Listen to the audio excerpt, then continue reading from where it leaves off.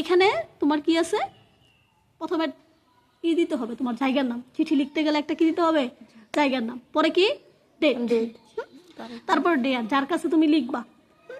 তাহলে শুরুতে আমাদের কি হয়, যে কোনো একটা চিঠি লিখতে গেলে আগে কৌশল বিনিময় করতে হয়, ঠিক না? যে কৌশল বিনিময়, তারপরে কেমন আছো, ভালো আছো না, এটাগুলো জানতে হয়। তাহলে দেখো, এট ফার্স্ট টেক মাই সালাম অ্যান্ড কর্ডিয়াল লাভ, মানে প্রথমে আমার কি সালাম এবং ভালোবাসা নিও। I hope you are well, আশা করি তুমি ভালো আছো। আই এম অলসো ফাইন, আমিও মোটামুটি ভালো আছি। বাই দ্য গ্রেস অফ আল্লাহ, মানে আল্লাহর রহমতে বলতে পারি, আল্লাহর অনুগ্রহে, যেটাই বলি। ঠিক আছে, এটুকু বুঝছো তো? এটুকু কিন্তু আমরা বাংলা চিঠি লেখার ক্ষেত্রেও কিন্তু সেম এই কথাগুলো বলি না? হ্যাঁ, তুমি বাংলাটা মনে রাখবা, এটা হচ্ছে তোমার মেন কথা। বাংলাটা মনে রাখলে ইংলিশটা অটোমেটিকলি তোমার এসে যাবে। হ্যাঁ, পরে দেখো বলতেছে I received your letter yesterday.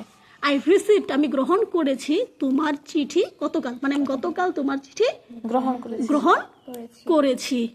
In your letter, তোমার চিঠিতে, তোমার চিঠিতে। ইউ হ্যাভ ওয়ান্টেড, তুমি চেয়েছো। You have wanted to know, কি করতে, জানতে। টু নো অর্থ কি, জানতে। You have wanted to know, তুমি জানতে চেয়েছো।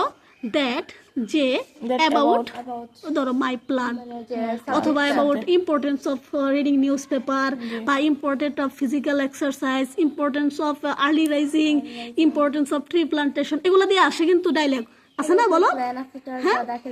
হ্যাঁ, প্ল্যান আফটার দাখিল এক্সামিনেশন, তুমি দাখিল পরীক্ষার পরে কি হতে চাও, কথা বুঝছো? এই পর্যন্ত কিন্তু কি আমরা এমনিতেই লিখতে পারবো, এটা মুখস্থের কোনো বিষয়ে না।